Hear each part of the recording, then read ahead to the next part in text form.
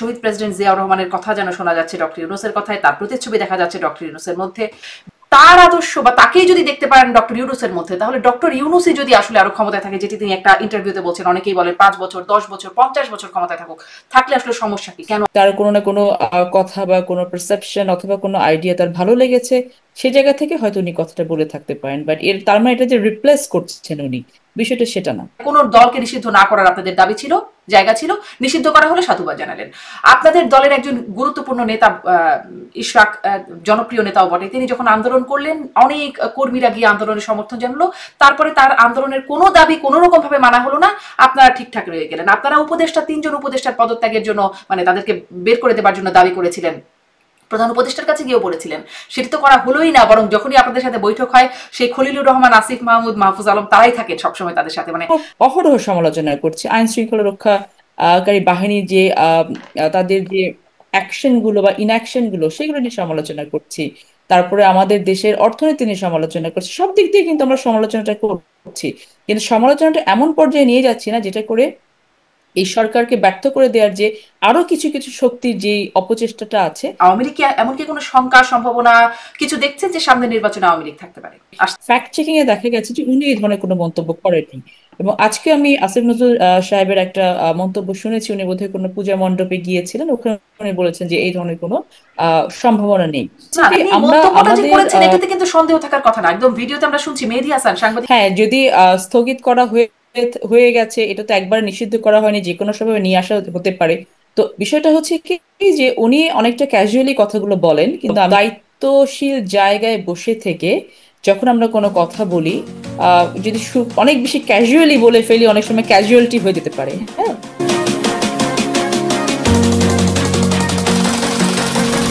প্রশ্ন হবে লাগামহীন, জানতে চাই, জানাতে চাই এই সময়ের পালস অফ পলিটিক্স। অনেকে 5 বছর, 10 বছর, এমনকি 50 বছর ক্ষমতায় দেখতে চাইছেন বর্তমান অন্তর্বর্তী সরকারকে, বলছেন ডক্টর ইউনূস।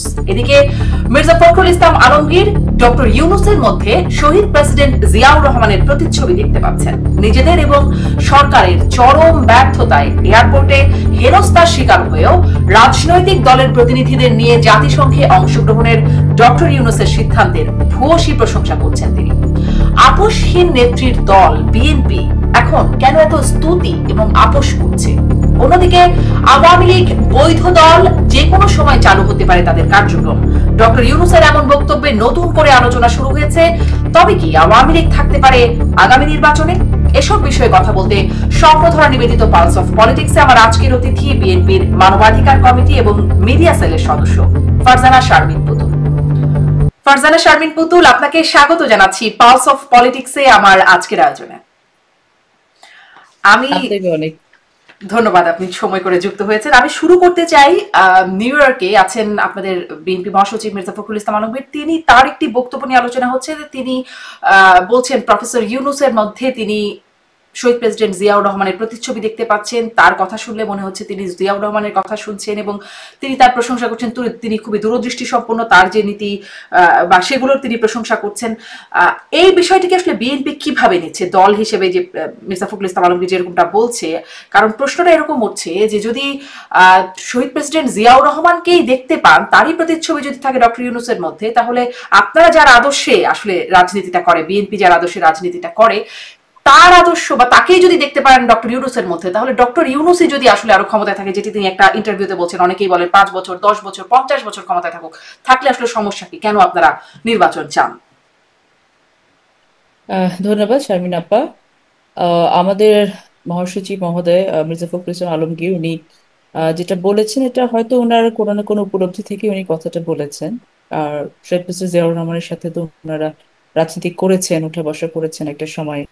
তো আহ, তার হয়তো কোনো না কোনো আইডিওলজিতে উনি হয়তো মিল দেখেও থাকতে পারে ওনার সাথে, উনি হয়তো এমনিতে কথাগুলো বলেননি।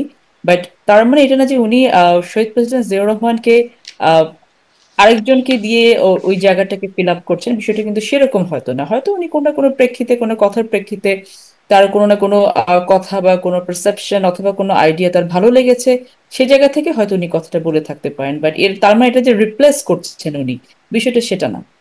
আপনারা আসলে এই বক্তব্যকে কিভাবে দেখছেন, যে শহীদ প্রেসিডেন্ট জিয়াউর রহমানের কথা যেন শোনা যাচ্ছে ডক্টর ইউনূসের কথায়, তার প্রতিচ্ছবি দেখা যাচ্ছে ডক্টর ইউনূসের মধ্যে, বিএনপি আসলে কিভাবে দেখছে, আপনিও কিভাবে দেখছেন? এটা একটা পজিটিভ থিং আমরা মনে করি যে না, ঠিক আছে, ভালো কিছুকে ভালো কিছু দিয়ে আমরা তুলনা করতেই পারি, অ্যাপ্রিসিয়েট করতেই পারি। আর শহীদ প্রেসিডেন্ট জিয়াউর রহমান একটা সময় বাংলাদেশে হাল ধরেছিলেন যখন বাংলাদেশ খুব ভঙ্গুর একটি দশাতে ছিল। আমরা যদি বলি যে একই রকম ভাবে একটি প্রতিচ্ছবি যদি মনে করি যে না, আমাদের 5ই আগস্টে যে ঘটনাটা ঘটেছে জুলাই অভ্যুত্থানের পরে, ওই সময় বাংলাদেশের দায়িত্ব নেওয়ার মতো তেমন কেউ ছিল না। তারপর যদি ডক্টর ইউনূস ওই সময় দায়িত্বটা না নিতেন বা ওনাকে দায়িত্বে না বসানো হতো, তাহলে বাংলাদেশের অবস্থা আরো খারাপের দিকে হয়তো যেতে পারতো। বাংলাদেশের 5 তারিখ থেকে 8 তারিখ পর্যন্ত সরকার ছিল না কোনো, তখন আমরা দেখেছি যে দেশের মানুষকে রাতের বেলা কিন্তু বাড়ি ঘর পাহারা দিতে হয়েছে, ডাকাতি যেগুলো হয়েছে, এটা হয়ে থাকে বিভিন্ন ক্রাইসিস মোমেন্টে। ওই জায়গাটা থেকে হয়তো উনি একটু একটা কম্পেয়ার করেছেন যে ক্রাইসিস মোমেন্টে দেশের হাল ধরে দেশকে একটু সামনের দিকে এগিয়ে নিয়ে যাওয়ার যে ইচ্ছে বা প্রবণতা বা যেটা আগ্রহ উনি ফিল করছেন, সেখান থেকে হয়তো উনি একটা কিছু কম্পারিজন আনতে পারেন। বাট আই মাস্ট সে যে উনি শহীদ প্রেসিডেন্ট জিয়াউর রহমানকে অন্য কাউকে দিয়ে রিপ্লেস করতে চাননি। হয়তো একটা কম্পারিজন আনতে পারেন আপনি বলছেন, কিন্তু এই যে অ্যাপ্রিসিয়েট করা, সবকিছুতেই কি একরকম অ্যাপ্রিসিয়েট করা, মানে আগে যেমন দেখা যেত যে শেখ হাসিনা যখন প্রধানমন্ত্রী ছিলেন তিনি থাকতেন, তার আশেপাশে ছোট ছোট দলরা থাকতো, সবকিছুতে প্রশংসা করতেন, এরকম কোন অবস্থানে কি আসলে বিএনপির এখন যাচ্ছে? প্রশ্নটা এই জন্য করছি কারণ এই যে তিনি প্রতিচ্ছবি দেখতে পাচ্ছেন, সেখানে প্রশংসা, তিনি যখন তিনি তিনি এটাও বলছেন যে রাজনৈতিক দলের প্রতিনিধিকে নিয়ে এই জাতিসংঘে যাওয়া, অংশগ্রহণ করা, এটি একটি অনন্য নজির। এরকম যে আসলে সবকিছুতে প্রশংসা করতে থাকা, এটি কি এই অবস্থানটা আসলে বিএনপি কেন নিচ্ছে? সবকিছুতে কি আসলে বিএনপি প্রশংসা করছে? আমরা কিন্তু একটা স্ট্যান্স নিয়েছি, শুরু থেকে আমরা বলেছি যে জুলাই অভ্যুত্থানের পরবর্তী যে সরকার বর্তমানে বাংলাদেশের রাষ্ট্র ক্ষমতা পরিচালনার দায়িত্বপ্রাপ্ত হয়েছেন, এই সরকারকে আমরা ব্যর্থ হতে দিতে চাই না, এটা আমরা শুরু থেকেই বলে আসছি। Obvious reason is that, behind that is যে এটা যদি ব্যর্থ হয়ে যায় তাহলে আমাদের যে অ্যানার্কিটা তৈরি হবে বাংলাদেশে, সেই অ্যানার্কিটাকে ম্যানেজ করার মতো ক্যাপাসিটি কিন্তু বাংলাদেশের এখন নেই। সেই জায়গা থেকে আমরা সার্বিকভাবে কিন্তু সরকারকে সহযোগিতা করার জন্য আমাদের স্ট্যান্সটা শুরু থেকে ছিল, এখন আছে, শেষ পর্যন্ত থাকবে। কিন্তু তার মানে এটা না যে আমরা সরকারের কোনো কর্মসূচি, কর্মকাণ্ড বা স্টেপস নিয়ে সমালোচনা করছি না, এটা কিন্তু মনে হয় এটা ভুল স্টেটমেন্ট হবে যদি আমরা বলি এটা। কারণ এই যে সংস্কার নিয়ে যেটা করছে, আমরা কিন্তু এটা বারংবার আমরা এটা সমালোচনা করছি। প্লাস সংস্কারের কোনো বাস্তবিক প্রয়োগ বা ভিজিবিলিটি নাই কিন্তু মানুষের মাঝখানে। সাধারণ মানুষ কিন্তু আসলে বৃষ্টির মধ্যেও আসছে না, বোধের মধ্যেও আসছে না যে এই যে একটা বছর ধরে সংস্কার বা রিফর্ম নিয়ে যত একটা বিশাল যজ্ঞ পরিচালিত হলো, এটার রেজাল্টটা কি, আসলে আউটপুটটা কি, এগুলো নিয়ে কিন্তু আমরা অহরহ সমালোচনা করছি। আইন শৃঙ্খলা রক্ষাকারী বাহিনীর যে তাদের যে অ্যাকশন গুলো বা ইনঅ্যাকশন গুলো, সেগুলো নিয়ে সমালোচনা করছি। তারপরে আমাদের দেশের অর্থনীতি নিয়ে সমালোচনা করছি। সব দিক দিয়ে কিন্তু আমরা সমালোচনাটা করছি, কিন্তু সমালোচনাটা এমন পর্যায়ে নিয়ে যাচ্ছি না যেটা করে এই সরকারকে ব্যর্থ করে দেওয়ার যে আরো কিছু কিছু শক্তির যে অপচেষ্টাটা আছে, সে পর্যন্ত যেন না যায়, এবং একটি দায়িত্বশীল কোন রাজনৈতিক কোন দল শক্তির অপচেষ্টা আছে সরকারকে ব্যর্থ করে দেওয়ার? এটা তো এই সরকার, যেমন আওয়ামী লীগ যেটা একটা ফ্যাসিবাদী একটা যে ফোর্স বাংলাদেশে ছিল একটা সময়, এই ফোর্সটা তো বসে যায় নাই। আমরা অনেকভাবে একটা সিম্বলিক তাদের একটা কর্মসূচি বা কর্মকাণ্ডকে স্থগিত করার একটা প্রক্রিয়া আমরা দেখেছি, একটা অ্যাকশন দেখেছি গভর্নমেন্টের পক্ষ থেকে, কিন্তু এটা কি খুব বেশি প্র্যাকটিকেবল কোনো কিছু হয়েছে বা এটার ইম্প্যাক্ট কি খুব বেশি পড়েছে? আওয়ামী লীগ তো আগে যারা ফেসবুকে স্ট্যাটাস দিতে পারতো না, এখন তারা ফেসবুকে স্ট্যাটাস দিচ্ছে, বিভিন্ন প্রোগ্রামে স্ট্যাটাস দিচ্ছে, মিছিল বড় হচ্ছে, সেগুলো তো হচ্ছে। সো এই যে বিভিন্ন জায়গা থেকে অপশক্তিগুলো যেগুলো আছে, যারা আবার মাথা চাড়া দিয়ে উঠতে চাইছে, এরা তো স্বাভাবিকভাবে চাইবে যে যাদের কারণে বা বাংলাদেশের সমস্ত মানুষের যে একটি প্রতিবাদের মুখে, একটি দ্রোহের মুখে যখন তাদেরকে পালাতে হয়েছে বাংলাদেশ থেকে, পালিয়েছেন কতজন? একটি ক্যাবিনেট পালিয়েছে, এটা দুঃখজনক যে বাংলাদেশে একটি পুরো পার্লামেন্ট পালিয়ে গেছে।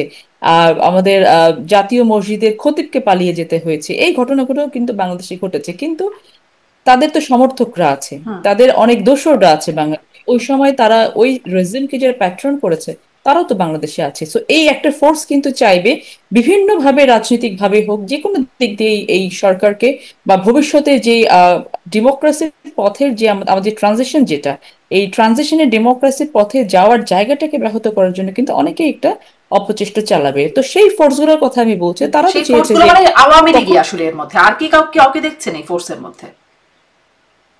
আওয়ামী লীগের সাথে ওই সময় তো অনেক দোসররা ছিল। তারাও নামে বেনামে অনেক জায়গা থেকে হয়তো চেষ্টাটা চালাবে। যেমন আমরা অনেক সময় দেখি যে নির্বাচন পেছানোর জন্য একটা বিভিন্ন জায়গা থেকে বাতাস আসে, বিভিন্ন ধরনের এজেন্ডা মাঠে নিয়ে আসা হয়, আহ সমালোচনার আলোচনা, আবার ঐক্যমত্য, মত ঐক্য, মতানৈক্য অনেক কিছু চলে আসে। তো এই সব কিছু মিলে বোঝা যায় যে কিছু না কিছু ফোর্স তো কিন্তু কাজ এই করছে বাতাসটা এবং তো আর আওয়ামী লীগ দিচ্ছে কাজ না, যে করবে, এটাই মতানৈক্য, এটা তো স্বাভাবিক। আপনাদের মতানৈক্যের ব্যাপার। কারণ যারা পালিয়ে গেছে তারা তো একদিনে তাদের রাজত্ব কায়েম করেনি, দীর্ঘ 15 বছর ধরে তারা একটু ইন্টারনেটে একটু সমস্যা হচ্ছে, কোন যার কারণে বাতাসটা। মনে হয় কমিউনিকেশনও গ্যাপ হয়ে যাচ্ছে। আমি বলছি যে আসলে আপনাদের যে ঐক্যমতের অভাব, সংস্কার, এই যে বিষয়গুলো নিয়ে নানান রকম বাতাস আসছে, এই বাতাসটা তো আর আওয়ামী লীগ দিচ্ছে না। মানে এই বাতাসটা তো দেখা যাচ্ছে আপনাদের ভেতর থেকেই, মানে যারা আসলে গণ অভ্যুত্থানের পক্ষে সংস্কার কমিশনে বসছেন, ঐক্যমতের জন্য বসছেন, তাদের মধ্য থেকেই হয়তো কখনো আসছে। তাহলে তারাও কি আছে এই বাতাস দেওয়ার পেছনে বা নির্বাচন পেছানোর জন্য? না না না, সেটা অন্য আরেকটা ডাইমেনশন। আওয়ামী লীগের ডাইমেনশনটা ডিফারেন্ট। তারা কোনোভাবেই চায় না যে এই সরকারকে, মানে এই সরকার বা পরবর্তী আর কোনো সরকারই যেন কোনো ধরনের একটা স্টেবল বাংলাদেশের দিকে যেতে দিতে চায় না, এটা এটা বোঝা যায়। কিন্তু ঐক্যমত্য কমিশনে যে ঘটনাগুলো ঘটছে সেটাকে আমি বাতাস বলবো না, এটা আমি বলবো যে এটাকে কিছু, বেশ কিছু আমাদের সমন্বয়হীনতার অভাব আছে। যেমন আমরা যদি ধরেন কয়েকটা বিষয়ে রিফর্মের কয়েকটা বিষয় ঐক্যমত্য হওয়ার জন্য আমরা সমালোচনা করবো, আলোচনা করবো, আলোচনার টেবিলে বসবো। সো আমি যখন কতগুলো সাবজেক্ট নিয়ে আলোচনার টেবিলে বসবো তখন ওই আলোচনাগুলোর উপরে এজেন্ডা নিয়ে এসে আমাদেরকে আলোচনা করতে হবে। কিন্তু আমরা দেখি কি, একটা আলোচনা শেষ হচ্ছে, টেবিলে আরেকটা আলোচনা নিয়ে আসা হচ্ছে, একটা শেষ হচ্ছে, আরেকটা নিয়ে আসা হচ্ছে। তো এটা তো মানে এন্ড অফ দ্য স্টোরি হবে না, এটাতে হ্যাঁ নেভার এন্ডিং স্টোরি হুম। হয়ে যাবে। তো আমাদেরকে স্পেসিফিক্যালি ফাইন্ড আউট করা উচিত ছিল যে যেহেতু এইটা একটা ইন্টারিম গভর্নমেন্ট, সো একটা interim government can not run for a long period of time, তারা ইনডেফিনিট পিরিয়ডের জন্য আসেন নাই, সময় একটু সংক্ষিপ্ত আছে। সো এই সংক্ষিপ্ত সময়ের মধ্যে কোন কোন কাজগুলো নিয়ে বসলে আমরা এই ভঙ্গুর দশা থেকে, যেটা বাংলাদেশটা আছে, মোটামুটি চালানোর জন্য, যে ফ্যাসিজম থেকে ডেমোক্রেসির পথে যাওয়ার যে ট্রানজিশনটা আছে, এই ট্রানজিশনটাকে আমরা যেন স্মুথলি পার করতে পারি। তো পিকচারটা আমাদের একটু ভালো করে করা উচিত ছিল বলে আমি মনে করি। সেখানে হয়ে গেছে কি, আমার যেটা ব্যক্তিগত ধারণা ওই ব্যক্তিগত মতামত এটা যে অনেক বেশি সাবজেক্ট আমরা নিয়ে এসেছি আলোচনার টেবিলে। এই অনেক বেশি নিয়ে আসার কারণে যেটা হয়েছে, আসলে কোনোটাই কিন্তু আলোর মুখ এখন পর্যন্ত স্পেসিফিক্যালি দেখেছে বলে আমি মনে করছি না। হুম, মানে হ্যাঁ, আলোর মুখ আসলে কোনোটাই দেখলো না। অনেকগুলি সাবজেক্ট এখন আলোচনার টেবিলে আসছে। আরেকটা বিষয় এখন রাজনীতির আলোচনায় চলে আসছে, সেটি প্রফেসর ইউনূসের দেওয়া সাক্ষাৎকারের একটি বক্তব্য আওয়ামী লীগকে নিয়ে, যে আওয়ামী লীগ কোনো নিষিদ্ধ দল নয়, তাদের কার্যক্রম নিষিদ্ধ আছে, তারা বৈধ দল, যে কোনো সময় তাদের কার্যকর আবার শুরু হতে পারে, সেটি একটা সম্ভাবনা। এই বিষয়টিকে আমি দেখলাম বিএনপি স্থায়ী কমিটির সদস্য ডক্টর জাহিদ, তিনি বলছেন যে এটি একটি প্রশ্ন তৈরি করেছে। এই প্রশ্নটাকে আপনারা আসলে মানে সার্বিকভাবে কিভাবে দেখছেন, যে আওয়ামী লীগ কি এমনকি কোনো শঙ্কা, সম্ভাবনা কিছু দেখছেন যে সামনে নির্বাচনে আওয়ামী লীগ থাকতে পারে, আসতে পারে? প্রথমত ডক্টর মোহাম্মদ ইউনূসের যে ইন্টারভিউটাকে কেন্দ্র করে এই ধরনের কথাগুলো এসছে, গতকালকে এবং আজকে সারাদিন আমরা যতটুকু খেয়াল করেছি, গতকাল আমি প্রথম আলোর একটি শোতে গিয়েছিলাম, সেখানে বিষয়টি নিয়ে আলোচনা হয়েছে এবং শোর ভেতরে আমাকে তখন ইনফরমেশন দেওয়া হলো যে ফ্যাক্ট চেকিং এ দেখা গেছে যে উনি এই ধরনের কোনো মন্তব্য করেননি। এবং আজকে আমি আসিফ নজরুল সাহেবের একটা মন্তব্য শুনেছি, উনি বোধহয় কোনো পূজা মণ্ডপে গিয়েছিলেন, ওখানে উনি বলেছেন যে এই ধরনের কোনো সম্ভাবনা নেই। এখন বিষয়টা হয়েছে না, কি, তিনি আমরা মন্তব্যটা যে আমাদের করেছেন এটাতে কিন্তু সন্দেহ থাকার কথা না। একদম ভিডিওতে আমরা শুনছি মেহেদী হাসান, সাংবাদিক মেহেদী হাসান প্রশ্ন করছেন এবং তিনি তার উত্তরে এটি বলছেন কিন্তু। রাইট, এটা এটা এটা বলেছেন এবং আমি আমি যেটা শুনেছি যে উনি বলেছেন, কোন একটা পার্সপেক্টিভে কথাটা বলেছেন যে হ্যাঁ, যদি স্থগিত করা হয়ে হয়ে গেছে, এটা তো একবার নিষিদ্ধ করা হয়নি, যে কোনো সময় নিয়ে আসা হতে পারে। তো বিষয়টা হচ্ছে কি, যে উনি অনেকটা ক্যাজুয়ালি কথাগুলো বলেন, কিন্তু আমি আগেও বলেছি এখনো বলছি যে একটি দায়িত্বশীল জায়গায় বসে থেকে যখন আমরা কোনো কথা বলি, যদি অনেক বেশি ক্যাজুয়ালি বলে ফেলি, অনেক সময় ক্যাজুয়ালিটি হয়ে যেতে পারে। হ্যাঁ, তো ওনার মুখ দিয়ে বের হয় একটি কথার কিন্তু অনেক ধরনের ইম্প্যাক্ট পড়বে, এটাই স্বাভাবিক।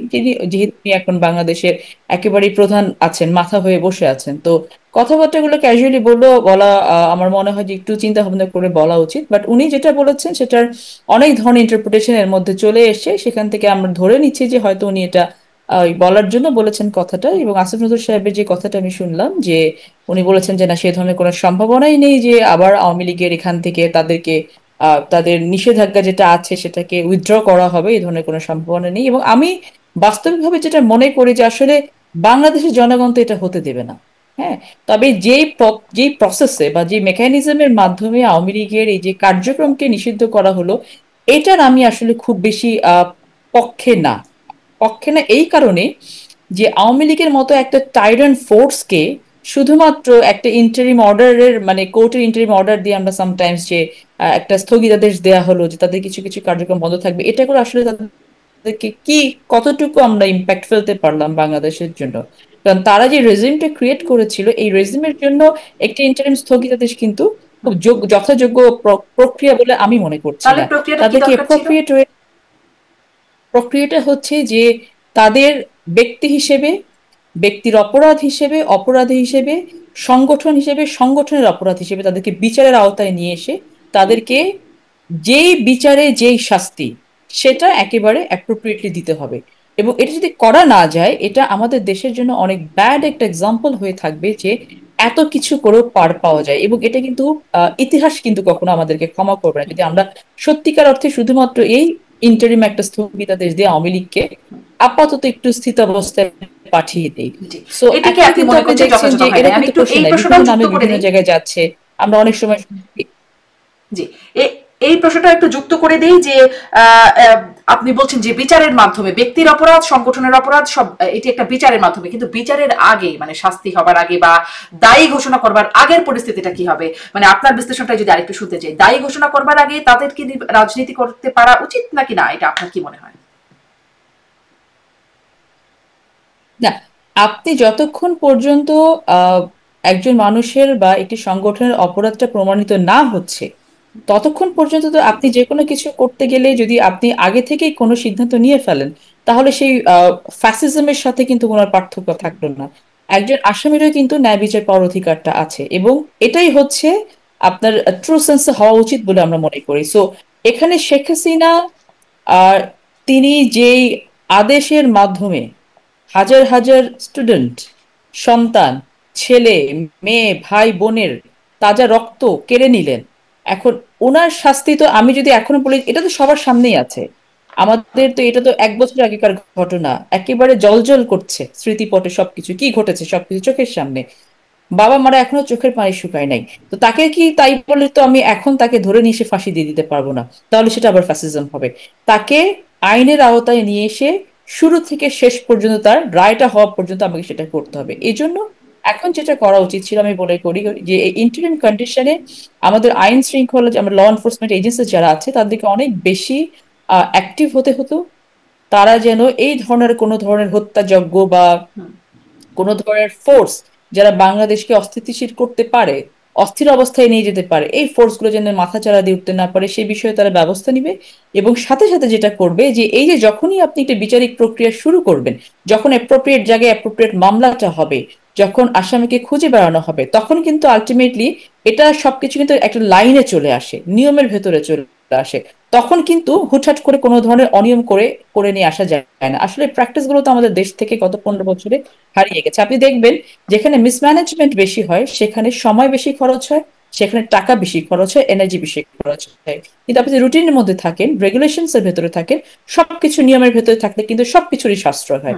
সো যদি আমরা বিচারটা অ্যাপ্রোপ্রিয়েটলি স্টার্ট করতে পারতাম, এটা আরো চমৎকার ভাবে করা যেত। জি, কিন্তু মানে সেটাই, তাহলে তো সেই অনুযায়ী এখন আওয়ামী লীগের মানে দোষীদের বা যারা আসলে এনার্কি সৃষ্টি করতে চাচ্ছে তাদের বিরুদ্ধে আইনি ব্যবস্থার কথা আপনি বলছেন, কিন্তু আপনার যে বিশ্লেষণ সেই অনুযায়ী এখন আওয়ামী লীগের রাজনীতিতে থাকবার কথা ছিল।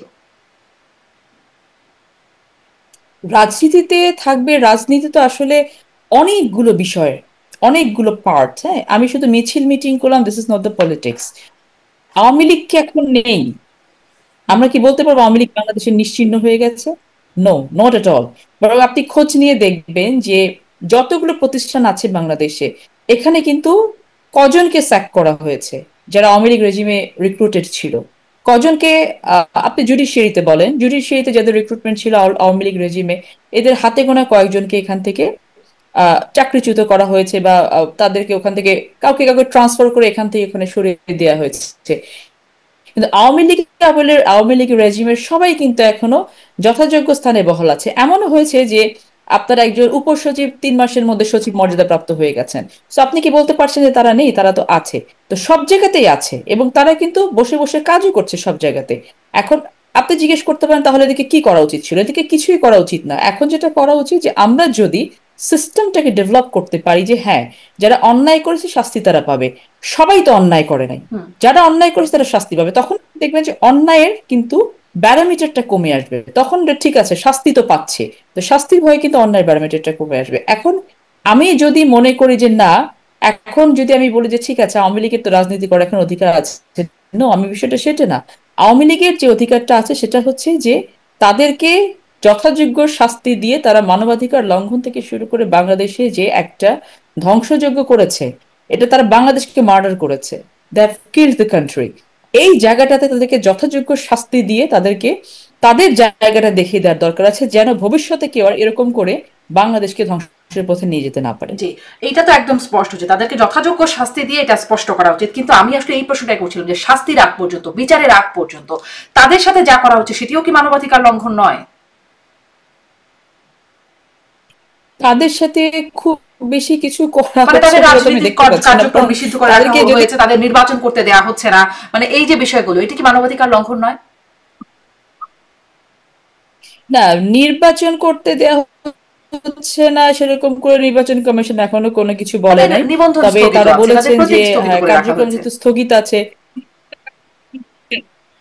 নির্বাচনের কার্যক্রমের মধ্যে পড়ে। আমরা কিন্তু কোনো রাজনৈতিক দলকে নিষিদ্ধের পক্ষে কখনোই ছিলাম না, আমরা বরাবরই বলে এসেছি যে let the people decide, people of the country decide যে কে বাংলাদেশে রাজনীতি করতে পারবে কি পারবে পারবে না, তাদেরকে জনগণের হাতে ছেড়ে দেওয়াটাই বোধহয় বেটার ছিল বলে মনে করি। একদম খুবই যৌক্তিক, কিন্তু যখন আবার নিষিদ্ধ করা হলো তখন আপনারা সাধুবাদ জানালেন। এই জন্যই আমি আসলে এই প্রশ্নটা যে সবকিছুতেই সরকারকে সাধুবাদ জানানোর একটা জায়গায় কি আপনারা চলে গেছেন কিনা, এই অবস্থানটা আপনাদের ছিল আমরা শুনেছি। এবং তারপরে আপনাদের এই অবস্থানকে রেফার করে ডক্টর ইউনুস একটা সাক্ষাৎকারেও বলেছেন, বিদেশি কোনো পত্রিকাকে, মনে হয় ফিনান্সিয়াল টাইমসকে, তিনি বলেছিলেন যে যেহেতু বিএনপি চায় না বলে এখন আওয়ামী লীগকে নিষিদ্ধ করার কোনো পরিকল্পনা নেই, বড় দল বিএনপি চায় না, এরকমটাও বলেছিলেন তখন। কিন্তু তারপরে যখন নিষিদ্ধ করা হলো তখন আপনারা সাধুবাদ জানালেন। মানে আমি আসলে এই এই এই প্রশ্নগুলোকে একসাথে করেই প্রশ্ন করছিলাম যে সবকিছুতে একটা আপোষ করে যাওয়ার জায়গা একটা আছে কিনা, যেখানে আপনাদের নেত্রী আপোষহীন নেত্রীর দল হিসেবে আপনারা পরিচিত, বিএনপি পরিচিত, সেখানে ধরুন ধরুন এই যে এই বিষয়টা আওয়ামী লীগকে নিষিদ্ধ, মানে কোন দলকে নিষিদ্ধ না করার আপনাদের দাবি ছিল, জায়গা ছিল, নিষিদ্ধ করা হলে সাধুবাদ জানালেন। আপনাদের দলের একজন গুরুত্বপূর্ণ নেতা ইশরাক, জনপ্রিয় নেতাও বটে, তিনি যখন আন্দোলন করলেন অনেক কর্মীরা গিয়ে আন্দোলনের সমর্থন জানালো, তারপরে তার আন্দোলনের কোনো দাবি কোনো রকম ভাবে মানা হলো না, আপনারা ঠিকঠাক রয়ে গেলেন। আপনারা উপদেষ্টা, 3 জন উপদেষ্টার পদত্যাগের জন্য, মানে তাদেরকে বের করে দেবার জন্য দাবি করেছিলেন, প্রধান উপদেষ্টার কাছে গিয়েও বলেছিলেন, সেটি তো করা হলোই না। বরং যখনই আপনাদের সাথে বৈঠক হয় সেই খলিলুর রহমান, আসিফ মাহমুদ, মাহফুজ আলম তারাই থাকেন সবসময় তাদের সাথে। মানে একে তো হলো না, তার উপরে দেখিয়ে দেওয়া যে তোমরা যাকে না করেছিলে তারাই সবসময় আসলে থাকছে। এই যে বিষয়গুলো বারবার হচ্ছে, আপনারা আসলে সবকিছুতেই একরকম আপোষে আছেন। আপনারা এটিও বলছেন যে প্রধান উপদেষ্টা মানে মির্জা ফখরুল ইসলাম আলমগীর বলছেন যে এটি একটা মানে এটাকে খুব ভালো হিসাবে দেখছেন যে প্রধান উপদেষ্টা অনন্য নজির, আমি আসলে কোট করার চেষ্টা করছিলাম, অনন্য নজির স্থাপন করছে না এই রাজনৈতিক দলের নেতাদের নিয়ে, যেখানে সে মির্জা ফখরুল ইসলাম আলমগীর যখন গেলেন কোনো প্রোটোকল ছাড়া, অপদস্থ হলেন, হেনস্থা হলেন, তার মতো একজন সিনিয়র নেতা, সেখানে আপনারা খুব শক্ত যে আনুষ্ঠানিক সমালোচনার জায়গা সেটিও আপনারা দেখলাম না। মানে সবকিছুতেই একরকম মেনে নেওয়া যে ঠিক আছে আপোষ, এই অবস্থায় কেন বিএনপিকে দেখা যাচ্ছে? এটাকে আসলে আপোষ বলাটা ঠিক হচ্ছে কিনা আমি জানি না। ইটস এ স্ট্যান্স, যে স্ট্যান্সটাতে বাংলাদেশ যেন কোনো অস্থির অবস্থার মধ্যে না পড়ে। আপনি যখন সেটি তার জন্য একটা আমাকে গালি দিক মারুক যাই হোক। অভিভাবকের জায়গায় থাকবেন, সেই অভিভাবকের জায়গা থেকে আপনার আচরণটা অভিভাবকের মতো হওয়া উচিত বলে আমি মনে করব। তো একটা থেকে বিষয়টা যেটা হয়েছে যে আহ, কোনো মতেই বিএনপির কোনো আচরণ আপোষ ভিত্তিক আচরণ বলে আমি মনে করছি না। দ্বিতীয়ত হচ্ছে যে হ্যাঁ, আমরা যৌক্তিক বিভিন্ন ধরনের আমাদের যে জায়গাগুলোতে তাদেরকে অ্যাড্রেস করা উচিত, যে জায়গাগুলো কন্ট্রোভার্ট করা উচিত সেগুলো আমরা করছি, তাদেরকে বলছি। কিন্তু গভর্নমেন্ট যদি কোনোভাবে সেটাকে সায় না দেয়, বা গভর্নমেন্ট যদি মনে করে যে এই মুহূর্তে দাবি দাওয়াগুলো মেনে নেওয়া রাজি না, আমরা সেই পর্যায়ে অবশ্যই গভর্নমেন্টকে নিচ্ছি না যেই পর্যায়ে গেলে বাংলাদেশটা আনরেস্ট হয়ে যায়। বরং আমরা চাচ্ছি যে কোনো আনরেস্ট কন্ডিশন তৈরি না করে একটি এমন পরিবেশ সৃষ্টি করার, যেই পরিবেশের মধ্য দিয়ে বাংলাদেশের জনগণ আবার মনে করতে না পারে যে এই তো 17টা বছর আমরা একটি সময় পার করে এসেছি, আবার আমরা একটা আনরেস্ট কন্ডিশনের মধ্যে পড়লে এই যে একটা অস্থিতিশীল অবস্থা, এই জায়গাটাতে বাংলাদেশকে নিয়ে যাওয়ার জন্য আমরা কোনো ধরনের প্রভাবক হিসেবে কাজ করছি না, সেটা আমরা বলতে পারবো। তবে গভর্নমেন্টের সব বিষয়ে যে আপোষ করছে সেটা বোধহয় একটু মিসকোট করা হবে মনে হয়। জি, মানে তাহলে আসলে এই বিষয়গুলো কি? আমরা দেখলাম মেজর হাফিজ, তিনি বিএনপি নেতা, তিনি বলছেন যে এই ১০০ জন ৪ জনকে নিয়ে ডক্টর ইউনূস পিকনিকে গেছেন এবং তার একটা কড়া সমালোচনা করলেন। আর আপনাদের মহাসচিব তিনি বলছেন এটা একটা মানে অনন্য অর্জন যে রাজনৈতিক দলগুলো নেতাদেরকে নিয়ে গেছেন। যেখানে তাদের কোনো আনুষ্ঠানিক কি কাজ ছিল সেই সম্পর্কেও আমরা জানতাম না। আমরা কেন, স্বয়ং মির্জা ফখরুল ইসলাম আলমগীরও জানতেন না। তাকে যখন সিঙ্গাপুর থেকে নামার পরে ফেরার পরে জিজ্ঞাসা করছিলেন সাংবাদিকরা আপনার ভূমিকা কি হবে, তিনি বলছেন আমি আমি নিজেও জানি না এখনো আমার ভূমিকা কি হবে। মানে তার জাস্ট সফরের দুদিন আগের ঘটনা এটা। সুনির্দিষ্ট রাইট। কোনো ভূমিকা ছাড়া তার মতো গুরুত্বপূর্ণ নেতাকে নিয়ে আসলেন, তিনি বলছেন বিরাট অর্জন। হাফিজ, মেজর হাফিজ বলছেন যে এটি পিকনিক। না, এটা এটা অবশ্যই, যেমন 104 জনের একটি টিম নিয়ে যাওয়া হয়েছে নিউ ইয়র্কে। এটা এই 104 জনের টিমের মধ্যে বিএনপির দুজন ছিলেন, আমাদের মির্জা ফখরুল ইসলাম আলমগীর স্যার ছিলেন এবং আমাদের হুমায়ুন কবির ভাই ছিলেন। দুজন গিয়েছিলেন ওনার সাথে। আর বাকি টিমে আসলে ওনাদের ডেলিগেশনে কারা ছিলেন এটা তো আমি জানি না কারা ছিলেন সেখানটাতে। 104 জন টিম নিয়ে যাওয়ার মতো কোনো বিষয় এটা ছিল না, কারণ ওখানে জাতিসংঘের যে আসলে এই ভাষণগুলো দেয় এটা বেসিক্যালি আপনার একটা রেসপেক্টেবল জায়গা থেকে কান্ট্রিকে রিপ্রেজেন্ট করার জায়গাতেই থাকে আর কি। তো সেই জায়গাটাতে আসলে হয়তো আমি জানি না সরকার কি মনে করে আমাদেরকে ইনভাইট করেছে। ইনভাইট করার পরে এটা তো এখন একটা পলিটিক্যাল পার্টি হিসেবে না করা যাবে না যে আমরা যাব না জায়গাটাতে, তখন হয়তো আবার এটা নিয়ে আবার অন্য ধরনের একটা রিপ্রেজেন্টেশন হতে পারে, অন্য ধরনের ইন্টারপ্রিটেশন নিয়ে আসতে পারে। সেই কারণে হয়তো যাওয়া গেছে। এবং সেখানে গিয়ে হ্যাঁ, এটা তো নজিরবিহীন যে এরকম করে সকল পলিটিক্যাল পার্টিকে নিয়ে একটা গভর্নমেন্ট কখনোই কোনো দিকে যায় নাই। সকল এটা পলিটিক্যাল পার্টি না, শুধুমাত্র ৩টা পলিটিক্যাল পার্টি। দুই তিনটে পলিটিক্যাল পার্টিকে নিয়ে গেছে। এখন তারা পিক এন্ড চুজ কিভাবে বা কোন ক্রাইটেরিয়াতে করেছে এটা গভর্নমেন্ট ভালো বলতে পারবেন। তবে এটা ডেফিনেটলি এর আগে কখনো এই ঘটনাটা ঘটেনি যেরকম করে পার্টি নিয়ে বা সরকারি দল বা বিরোধী দল বা যারা যারা আছে তাদেরকে নিয়ে জাতিসংঘের কোনো প্রোগ্রামে তারা এরকম করে গেছেন। এটা এটা আমার মনে হয় যে হয়তো গভর্নমেন্ট এরকম চিন্তা করেছেন কিনা যে যেহেতু পলিটিক্যাল পার্টিগুলোর সাথে একসাথে মিলে আমরা বেশ কিছু কাজ করছি, আমরা একটা সবাই মিলে দেশটাকে গড়ার জন্য এগুচ্ছি, এরকম একটা ইমপ্রেশন দেওয়ার জন্য গিয়েছেন কিনা, হতে পারে সেরকম একটা কিন্তু বিষয়। আমারও এখানেই প্রশ্ন যে আপনারা এই প্রশ্নগুলো কেন করছেন না, যে হয়তো বা আপনি ধারণা করছেন বা বিএনপি নেতাদের এরকমই হয়তো বা হতে পারে এরকমের মধ্যে কেন হচ্ছে, কেন মানে আপনারা জানবেন না আপনাদের রোলটা কি? হাফিজ চাচা কোয়েশ্চেন করেছেন জন্যই তো আপনি আমাকে কোয়েশ্চেনটা করতে পারেন। প্রশ্ন তো আমরা করছি, প্রশ্ন তো আমরা করছি। তারপরে উত্তর পাচ্ছেন যে কেন আসলে গেলেন। আমি যদি এটাও জিজ্ঞাসা করি সাথে সাথে আপনারা উত্তর সেই উত্তরটা পাচ্ছেন কিনা এক, এবং আপনারা কি উদ্দেশ্যে গেলেন। মানে মির্জা ফখরুল ইসলাম আলমগীর তো দল থেকে গেছেন, তিনি তো নিজে নিজে চলে যান নাই। তিনি আসলে দল থেকে কি সিদ্ধান্তে তিনি গেলেন, কি অর্জন করতে গেলেন আর কি অর্জনের আসলেন, মানে এজেন্ডা কি ছিল আর কি নিলেন, কে পেলেন? ফ্রম বিএনপি, বিএনপি মহাসচিব ফখরুল ইসলাম আলমগীর গিয়েছেন রাষ্ট্রীয় একটি দাওয়াত পেয়ে, এবং রাষ্ট্রীয় দাওয়াতে উনি ওনার যাওয়াটা উনি যুক্তিযুক্ত মনে করেছেন, দলও যুক্তিযুক্ত মনে করেছে, এবং সেখানে উনি গিয়েছেন। এটা একটা, এখন যে সিচুয়েশনটা বিরাজ করছে এটা একটা আনন্যাচারাল সিচুয়েশন বাংলাদেশের জন্য চলে এসেছে, যেটা আসলে বিগত আমাদের মুক্তিযুদ্ধের পরে কখনো ছিল না। তো এই সিচুয়েশনে এখন হয়তো কোন মোরাল সাপোর্ট বা মেন্টাল সাপোর্টের জন্য গভর্নমেন্ট পলিটিক্যাল পার্টিগুলোকে ডেকেছে সেটা তো এটা গভর্নমেন্টই বলতে পারবেন। জাস্ট ইনভাইটেশনটা রক্ষা করার জন্য যখন সব মিলিতভাবে সিদ্ধান্ত হয়েছে তখন পার্টি থেকে মহাসচিব গেছেন, দ্যাটস ইট। আচ্ছা, মানে কোনো বিশেষ উদ্দেশ্য নাই, শুধুমাত্র আমন্ত্রণ ছিল তাই যাওয়া। এক্স্যাক্টলি। আচ্ছা, আচ্ছা, তাহলে তো আর কিছু অর্জনেরও বিষয় নাই, যেহেতু আমন্ত্রণটা রক্ষা হয়ে গেছে, শেষ। আহ, আরো একটা কথা বলি, মানে সরকারের বিষয়ে প্রতিবাদ করছেন না বা এই নিয়েই তো শুরু করলাম যে আপোষ করছেন কিনা, আপনি বলছেন আপোষ করছেন না বা প্রশ্ন তুলছেন কিনা, সেই প্রশ্ন যখন আমি করছিলাম আরো একটা সাথে যোগ করি। মাহফুজ আলম উপদেষ্টা, তথ্য উপদেষ্টা, তিনি সম্প্রতি বলছেন বিএনপি জামাত সব ভাগ বাটোয়ারা করে নিয়ে গেছে, চোখের সামনে এই ভাগ বাটোয়ারাগুলো হয়ে গেছে, 4 মাসের মধ্যে সব ভাগ বাটোয়ারা শেষ। প্রশাসন, বিশ্ববিদ্যালয় থেকে শুরু করে সবখানে। সেখানেও তো আপনারা খুব আনুষ্ঠানিক কোনো বক্তব্য দিয়েছেন, কোনো প্রতিবাদ, নাকি মেনে নিলেন যেরকমটা হয়েছে? না না, এটা ভাগবাট আসলে কি, সব কথা যদি অ্যাড্রেস করতে যাওয়া হয় তাহলে সারাদিন খালি আমাদের কথা অ্যাড্রেসই করতে হবে, হ্যাঁ। কিছু কিছু অমূলক কথা, এগুলো সব কথা তো কোথায় চোখের সামনে ভাগ বাটোয়ারা কোথায় যে মাহফুজ আলম সাহেবকে দেখাতে হবে যে কোথায় ভাগ বাটোয়ারা 4 মাসে কিভাবে কি হলো না হলো। তো এটা তো এটা উনি ওনার পার্সপেক্টিভ থেকে, উনি ওনার আইডিয়া থেকে বলেছেন, চোখের সামনে থাকলে সেই প্রমাণগুলো চোখের সামনে আনতে হবে। জি। আর আমরা সব কথা যদি বারবার আমরা অ্যাড্রেস করতে যাই তাহলে তো কাজ অনেক আছে, প্রতিটা কথার তো আসলে উত্তর দেওয়ার প্রয়োজন নেই। মানে এই কথাগুলোকে আপনারা গুরুত্বের সাথে নিচ্ছেন না, আমলে নিচ্ছেন না? না, খুব বেশি না, কারণ হচ্ছে ভাগ বাটোয়ারার বিষয়টা তো সেরকম করে আসলে যদি বলতে হয় তাহলে ক্যাবিনেটে যারা বসে আছেন অনেকের অনেকের বিরুদ্ধে এই ভাগ বাটোয়ারার অনেক ধরনের কথা আছে, অনেক বিষয়গুলো আছে, সেগুলো নিয়ে আমরা কথা বলছি, সেগুলো নিয়ে আমরা প্রশ্ন তুলছি। তো আমরা এখন আমাদের একটা বাংলাদেশের দ্য লার্জেস্ট পলিটিক্যাল পার্টি হিসেবে আমাদের এখন মেইন কনসার্নের জায়গাটা যেটা, যে সেটা হচ্ছে যে আমরা বুঝতে পারছি যে ফেব্রুয়ারিতে একটা ইলেকশন হবে, এবং এই ইলেকশনটার জন্য আমরা যেহেতু নির্বাচন কমিশন অলরেডি একটা টাইমলাইন দিয়েছে, এবং আমরা দীর্ঘ 15-17 বছর আমাদেরকে রাজনীতি করতে দেওয়া হয়নি, মানুষের কাছে যেতে দেওয়া হয় নাই, এবং রাজনীতি যে কালচার, যে যোগাযোগ স্থাপন, গণসংযোগ, এগুলো করতে দেওয়া হয়নি বহু বছর ধরে।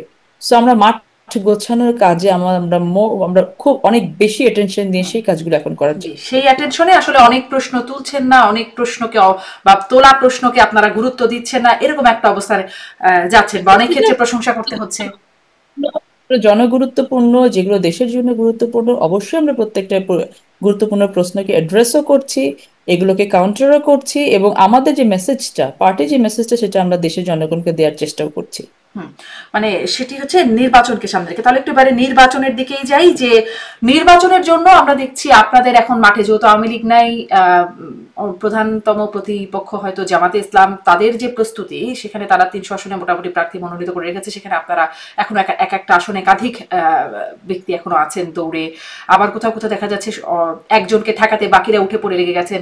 এরকম একটা সময় আপনারা কি আসলে খুব গোছাতে পারছেন নির্বাচনের জন্য প্রস্তুতিটা?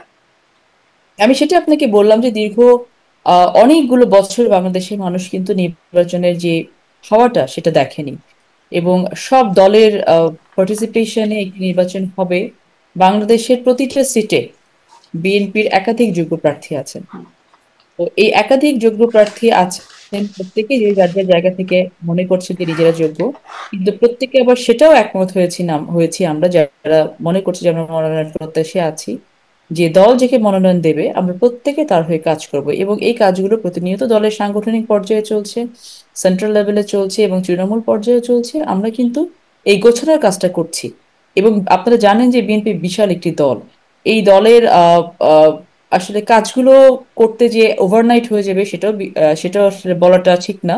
সো আমরা আমাদের কাজগুলোকে ভাগ করে নিয়ে, বিভিন্ন সেক্টরে ভাগ করে নিয়ে, মাঠ গোছানোর কাজে এবং জনগণের কাছে বিএনপি কেন সকলের থেকে আলাদা, সেই বিষয়গুলোকে নিয়ে আসলে পজিটিভ ভাইবটা নিয়ে মানুষের কাছে যাওয়ার চেষ্টা করছি, এবং এটা খুব জোরে সোরেই করছি আমরা জি, প্রত্যেকটা আসনে। জি, এই পজিটিভ ভাইব তৈরি করার ক্ষেত্রে আপনাদের যদি আমি পয়েন্ট হিসেবে চিন্তা করি, আপনাদের নেগেটিভ যেই বার্তাগুলো বা প্রচারণাগুলো আপনাদের সম্পর্কে সম্প্রতি আসছে, চাঁদাবাজি একটা অন্যতম জায়গা, দখলবাজি, এই বিষয়গুলো আছে।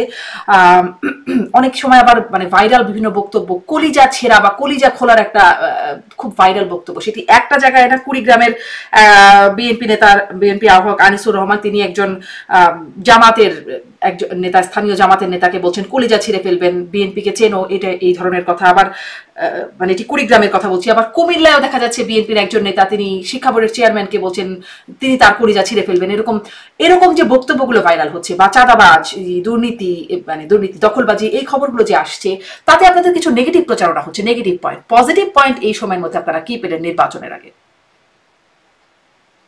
নেগেটিভ যে প্রচারণাগুলো হচ্ছে, সেই নেগেটিভ প্রচারণাগুলো কোনোটাই তো আমরা কিন্তু অস্বীকার করছি না, এবং যেখানে একেবারে প্রমাণস্বরূপ যেই অভিযোগগুলো আমাদের কাছে আসছে, আপনারা জানেন যে 7,500-এর উপর নেতাকর্মীকে কিন্তু বিএনপি থেকে অলরেডি বহিষ্কার করা হয়েছে, এবং এই 7,500 নেতাকর্মী কিন্তু বিএনপিতে একদিনে তৈরি হয়নি। এরাও কিন্তু সেই মাফিয়াতন্ত্রের যুগে কিন্তু তারা বিএনপির সাথে ছিল। হুম, তারপরে কিন্তু মানুষগুলোকে শুধুমাত্র দলের শৃঙ্খলা ভঙ্গের কারণে দল থেকে কিন্তু দূরে সরিয়ে দেওয়া হয়েছে। আর এই নেগেটিভ বার্তাগুলো নিয়েও কিন্তু আমরা মানুষের কাছে যাচ্ছি, এভাবে যাচ্ছি যে যদি আপনি আমার জন্য ভোট চাইতে যান, যদি আপনি তার আগের দিন রাতের বেলা কারো পুকুরের মাছটা চুরি করে আসেন, তাহলে কিন্তু আপনি যদি গিয়ে পরের দিন সকালে বলেন যে আমার মেয়ের জন্য একটা ভোট দিন, তাহলে কিন্তু ভোটটা আপনি পাবেন হুম, না। কি কারণে? যে আপনি কিন্তু তাকে রাতের বেলাতেই কিন্তু তার পুকুরের মাছটা চুরি করে এসেছেন। সো এক্সাম্পল যেটা ক্রিয়েট হয়েছে কিছু কিছু, এটা তো আমরা অস্বীকার করছি না, বরং একটি পলিটিক্যাল পার্টি, বাংলাদেশে আর কোন পলিটিক্যাল পার্টি কাজ করেছে যে আমি জানি না, যে তারা অ্যাড্রেস করছে, সাথে সাথে শাস্তিমূলক ব্যবস্থা গ্রহণ করছে সাংগঠনিকভাবে, এবং শুধু সেটা না, সেটা করার পর আবার কিন্তু ল এনফোর্সমেন্ট এজেন্সিকে বলছে যে আপনারা আইনগত ব্যবস্থা নেন, যেটা কিন্তু আসলে দলের হাতে নেই, এটা রাষ্ট্র করতে হবে। তো এত কিছু করার পরে আমরা পজিটিভ ভাইব বা পজিটিভ বার্তা যেটা মানুষের কাছে নিয়ে যাচ্ছি, যে আমরা 17 বছর যে অত্যাচারের শিকার হয়েছি, এই অত্যাচার কিন্তু আমাদেরকে অন্য কাউকে অত্যাচার করার লাইসেন্সটা দেয়নি। দল কিন্তু আমাদেরকে সেটা লাইসেন্সটা দেয়নি, বরং দল কিন্তু এটার বিরুদ্ধে ব্যবস্থা গ্রহণ করছে। আমরা আমাদের বিরুদ্ধে সংগঠিত সকল অত্যাচার, গুম, খুন, ক্রস ফায়ার, 50 লক্ষ 60 লক্ষ মানুষের মামলা, এসবগুলোর প্রতিশোধ আমরা নেব হচ্ছে ব্যালটের মাধ্যমে। আমরা কিন্তু এই স্লোগানটা নিয়ে কিন্তু মানুষের কাছে যাচ্ছি। আমরা কিন্তু কখন আপনি শুনবেন না, এই যে আপনি কলিজা ছেঁড়া যে কথাটা বললেন, আপনি হয়তো দেখবেন যে হাজারেও বোধহয় একজন এই ধরনের কথা বলে না, 999 জনের কথা হয়তো আসে না, কিন্তু একজন বলে সেই কথাটা তো আসে। তো এই কথাটা যখন আমি আমি একেবারে দৃঢ় বিশ্বাস থেকে বলতে পারি, এই কথাটা যখনই বা এই ভিডিওটা যখনই আমাদের হাইকমান্ডের কাছে যাবে, তার বিরুদ্ধে অবশ্যই ব্যবস্থা গ্রহণ হ্যাঁ, করা তার হবে। বিরুদ্ধে ব্যবস্থা এটা নিচ্ছিলাম, শোকজ করা হয়েছে তাকে। বা এইটাও শোকজের বাইরেও যাদেরকে বহিষ্কার করার কথা বলছেন, সেই বহিষ্কারের হওয়া নেতারাও অনেক সময় আবার কর্মকাণ্ডে যুক্ত হওয়ার সেই ছবিগুলো ভাইরাল হচ্ছে বিভিন্ন জায়গায়। মানে বহিষ্কারটা কি কোনো রকম লোক দেখানো হচ্ছে কোথাও কোথাও? না, বহিষ্কারটা আপনাকে দলের কোনো পদ থেকে বহিষ্কার করা যাবে, কিন্তু একজন যদি তৃণমূলের নেতা মনে করে যে না আমি বিএনপি একজন সমর্থক হিসেবে কোনো আমি একটা দলের কোন প্রোগ্রামে যাব, আপনি তো তাকে বেঁধে রাখতে পারবেন না। কিন্তু তার বিরুদ্ধে যদি যেই যেই ঘটনার কারণে তাকে দল থেকে বহিষ্কার করা হলো, এখন কিন্তু বাকি কাজটা করতে হবে আপনার ল এনফোর্সমেন্ট এজেন্সিকে, যে তার বিরুদ্ধে চাঁদাবাজির অভিযোগ আছে, তার বিরুদ্ধে চাঁদাবাজিটা মামলা করে তাকে অ্যারেস্ট করে জেলে নিয়ে যাওয়া, এটা কিন্তু তাদের বিষয়। এটা কিন্তু দল করতে পারবে না। এখন আপনি দীর্ঘ 30 বছর ধরে একটা মানুষ বিএনপির ভোটার অথবা সমর্থক অথবা তৃণমূলের একজন কর্মী, সে চাঁদাবাজে লিপ্ত হয়ে গেছে, সে নিজের লোকটাকে সামাল দিতে পারে নাই, তাকে দল বহিষ্কার করলো। এখন বহিষ্কার হওয়ার পর সে মনে করে যে না আমি মিটিং এ যাবো, আপনি এই মানুষটাকে ঠেকাবেন না, কি করে? নিশ্চয়ই মিটিং এ তো ছবি যেতেই তার পারেন, আসতে কিন্তু মিটিং এ মঞ্চে উঠে গেলে তো, বা মঞ্চে উঠে যদি বক্তৃতা করেন, তাহলে তো আবার চোখে পড়ে যায় যে তারা আছেন।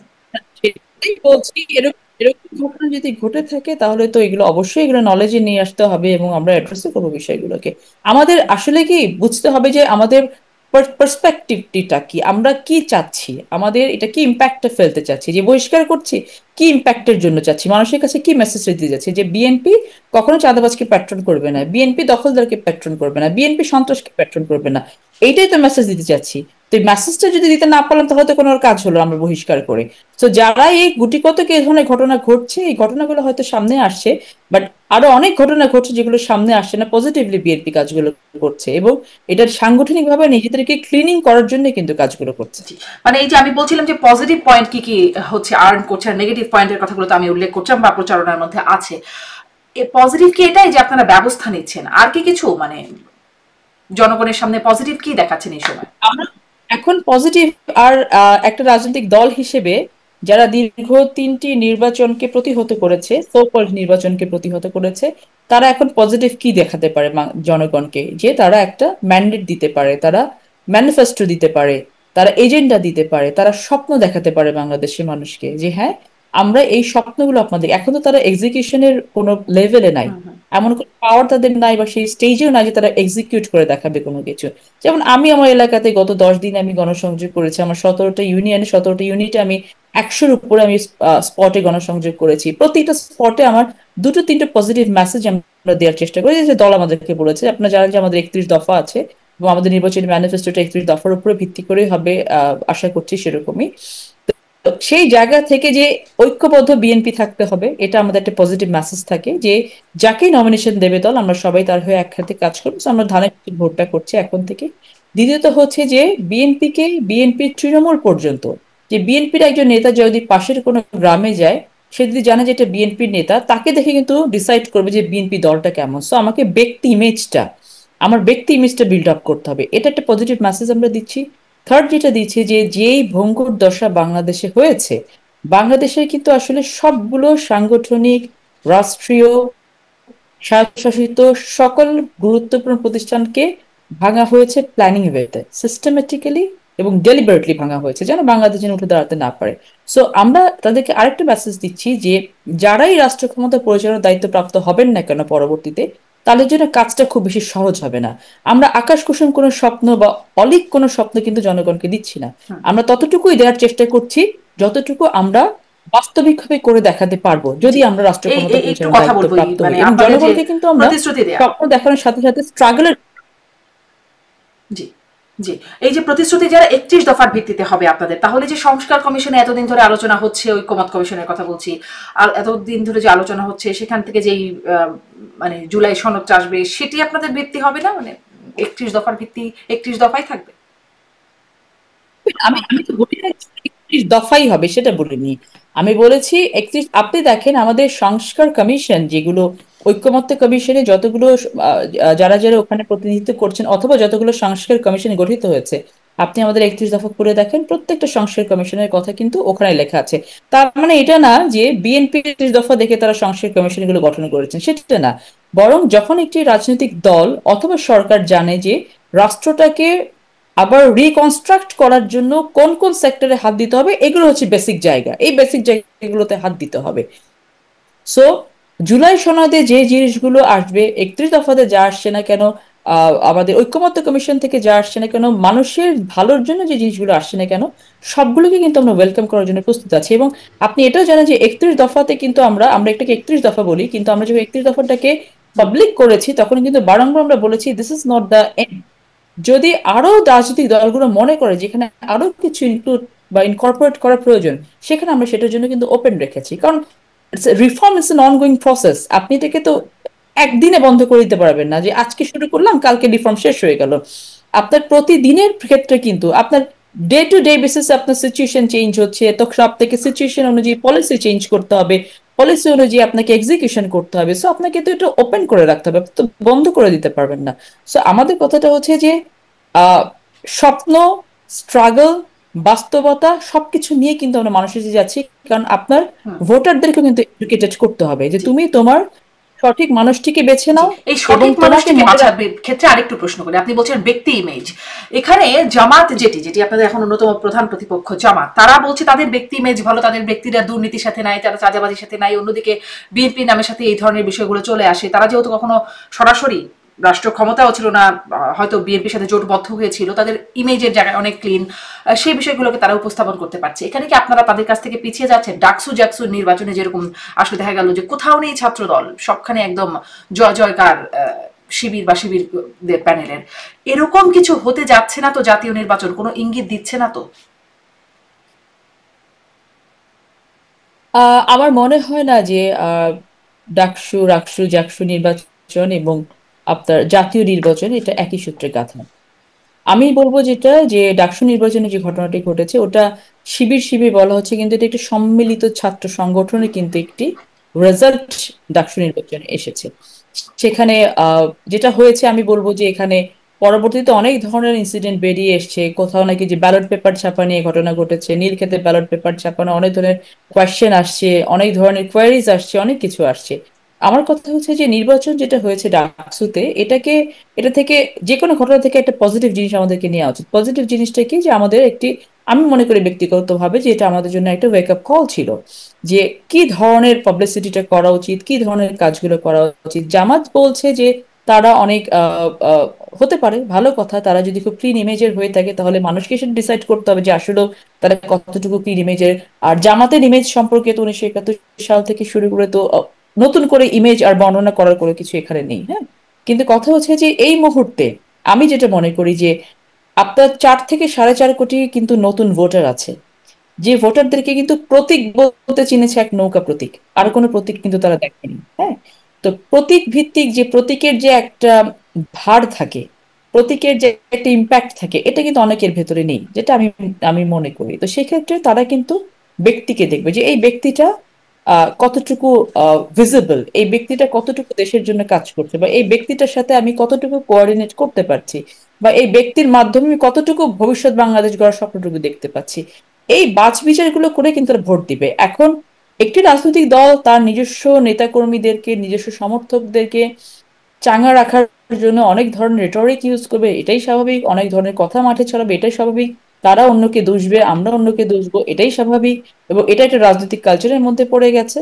তো সেই জায়গা থেকে ওনারা যদি মনে করে থাকেন যে they they have the all the way the clean images, it's very fine, fantastic.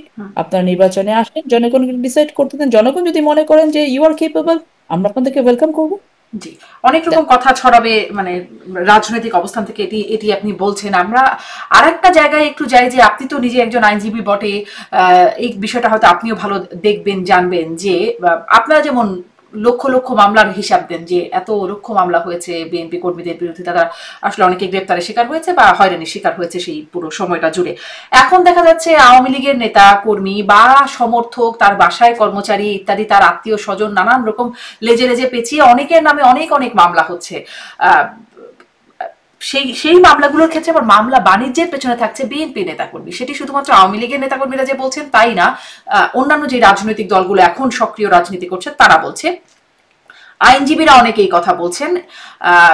যে আমার অনুষ্ঠানে এসে অ্যাডভোকেট মনজিল মোর্শেদ যেমন বলছিলেন যে আসলে এরকমটা হচ্ছে, অনেকেই বলছেন আসলে যে বিএনপির এই মামলা বাণিজ্যের সাথে। সেটিকে আপনারা কখনো লক্ষ্য করেছেন যে মামলা বাণিজ্যে যারা আছে তাদের বিরুদ্ধে কি কোনো ব্যবস্থা আপনারা নিচ্ছেন?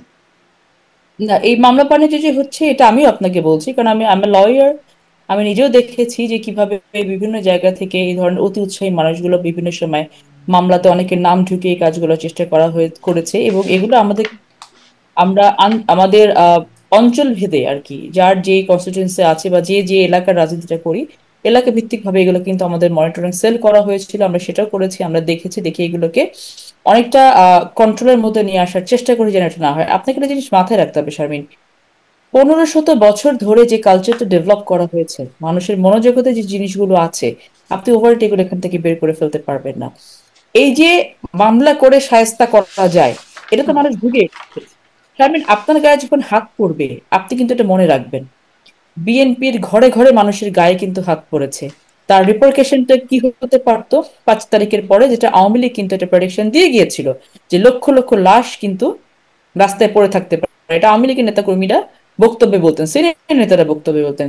সেখান থেকে বিএনপি আমরা কি করেছি, যারা দিনের পর দিন রাতের পর রাত মাঠে ঘুমিয়েছে মামলার ভয়ে, যাদের পরিবারে ক্রস ফায়ার হয়েছে, যাদের পরিবারে গুম হয়েছে, এই মানুষগুলোকে দিয়ে কিন্তু আমরা 5 তারিখের পরে আওয়ামী লীগের ঘর পাহারা দিয়েছি, যেন কোনো ধরনের অকারেন্স করতে না পারে। এটা আমাদের হাইকমান্ডের নির্দেশ ছিল। 5 তারিখে যখন সরকারের পতন হলো, সরকার পালিয়ে গেল, 8 তারিখে আমাদেরকে ইনস্ট্রাকশন দেওয়া হলো যে যে যার যার এলাকায় চলে যান। আমি 8 তারিখ রাতের বেলা আমার নাটোরে চলে গেলাম, এবং 6 তারিখ থেকে শুরু করে কিন্তু প্রত্যেকটা জায়গায় আমাদের বিএনপি নেতাকর্মী তাদেরকে দিয়ে আমরা কিন্তু আওয়ামী লীগের ঘর বাড়ি পাহারা দিয়েছি। কি কারণে? আমাদের হাইকমান্ডের নির্দেশ ছিল। আপনি খালি মনে করেন তো যে এই মানুষগুলোর ভেতরে যে ক্ষোভ ছিল, যে দ্রোহ ছিল, যে এতগুলো বছর আমাকে নির্যাতন করলো, এদেরকে যদি আমরা ছেড়ে দিতাম তাহলে কি অবস্থা হতো। সেই জায়গা থেকে এই মানুষগুলো কি করে, এই মানুষগুলো তারপর আমরা অনেকখানি কন্ট্রোলের মধ্যে নিয়ে এসেছি, যে তাদেরকে এই যে মামলা বাণিজ্য এটা করে নাই, আমি বলবো না, এটা অবশ্যই করেছে, এবং আমরা যতটুকু পেরেছি এটাকে কন্ট্রোলের মধ্যে। যেমন আমার কাছে একজন এসেছিল একটা মামলা করতে, ঘটনা ঘটেছে হচ্ছে আপনার নোয়াখালীর কোন একটা এলাকায়, তারা এখন এসে মামলা করতে যাচ্ছে, প্রধান 1 নম্বর আসামি দিয়েছে শেখ হাসিনা। তা আমি বললাম যে আপনি তো মামলা নষ্ট করতে এসেছেন, কারণ আপনার এই ঘটনাটা সত্য ঘটনা, আপনি যখনই শেখ হাসিনাকে 1 নম্বর আসামি করবেন আপনার মামলার মেরিটটা নষ্ট হবে। তো হয় কি, অনেক সময় আমরা লয়াররা যারা থাকি তারা কিন্তু মিসগাইড করে থাকি। তখন কিন্তু ভদ্রলোক কিন্তু সেই মামলাটা স্পেসিফিক 7 জনের নাম দিয়ে মামলাটা করলেন, আমি তাকে ইনস্ট্রাকশন দিলাম, উনি চলে গেলেন। তো আমাদের হয়েছে কি, ওই যে মনোজগতের যে পরিবর্তনটা, 15-17 বছর, যে আমার কাছে তো ক্ষমতা আছে, ক্ষমতা থাকলে দেখো কি করা যায়, তো এই জায়গা থেকে সরে আসতে সময় লাগবে শারমিন। এটা 1 বছর ইটস নট এনাফ টাইম আমার মনে করি, যে বাট যদি এই জায়গাটাকে আমরা অ্যাড্রেস করা শুরু করি, তাহলে এটা ডে টু ডে বেসিসে এটা ডেভেলপ করবে বলে আমি বিশ্বাস করি, এবং এটা করাতে হবে। এটা আপনাকে আইনের ভেতরে নিয়ে এসে, ডিসিপ্লিনের ভেতরে জি, নিয়ে এসে জি, এটি মানুষকে নিশ্চয়ই ভালো উদ্যোগ যে আপনারা যদি এইটা কন্ট্রোল করবার চেষ্টা করেন। আপনি মানবাধিকার কমিটির সদস্য বটে, আপনি সেখান থেকেও একটু প্রশ্ন করতে চাই যে এই বিষয়গুলো নিয়ে কি আপনারা সোচ্চার কোথায় হচ্ছেন?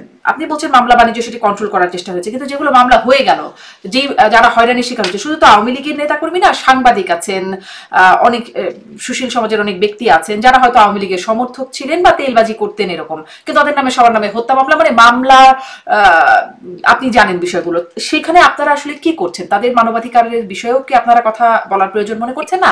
বা ধরেন মঞ্চ 71 নামে তাদেরকে ধরে নিয়ে গেল, সন্ত্রাস বিরোধী আইনের মামলা দিয়ে দিল হঠাৎ করে, এই যে বিষয়গুলো ঘটে যাচ্ছে এগুলোর বিষয়ে, বা একজন সাবেক মন্ত্রী হাত করা পড়া অবস্থায় তাকে, তিনি মারা গেলেন, আইসিইউতেও ছিলেন হাত করা পড়া অবস্থায়, এই যে ঘটনাগুলো ঘটছে, আপনি মানবাধিকার বিষয়ক কমিটির সদস্য, এই মানবাধিকার নিয়ে আপনারা কি বলছেন, কিছু বলছেন? অবশ্যই মুজিব সাহেবের যে ঘটনাটা ঘটেছে এটা নিয়ে আমরা আন্তরিকভাবে, মানে আমাদের কাছে খুবই খারাপ লেগেছে বিষয়টা, এবং এটা এই বাংলাদেশে হওয়া উচিত বলে আমরা কখনোই মনে করি না, এবং এটাকে কোনোভাবে আমরা সাপোর্ট করি না। যে উনি যে অবস্থায় আইসিইউতে ছিলেন, সেখানে একটা হাত করা পরি রাখার তাকে কোনো প্রয়োজন ছিল না। কিন্তু বললাম যে ওই যে কালচারটা ডেভেলপ করে দিয়ে গেছে, এটা মানুষের মস্তিষ্কে ঢুকে গেছে যে এরকম করে রাখতে হবে। বাট একটা হাত করা কাকে পড়ায়? কোনো দুর্ধর্ষ আসামি কন্টেম্প সেলে যাকে তারা আছেন ডান্ডা বেড়ি পরিয়ে রাখে, হ্যাঁ। তো এটা তো নিয়মের মধ্যেও আসে না। তো নিয়মগুলোকে তো আমাদের অ্যাড্রেস করে ঠিকঠাক জায়গায় নিতে হবে যে না, এটা করা যাবে না, এটা নিয়মের মধ্যে আসে না, এটা মানবাধিকার লঙ্ঘন। এই মানবাধিকার লঙ্ঘন শব্দটাই তো আমাদের আর চেনা নাই।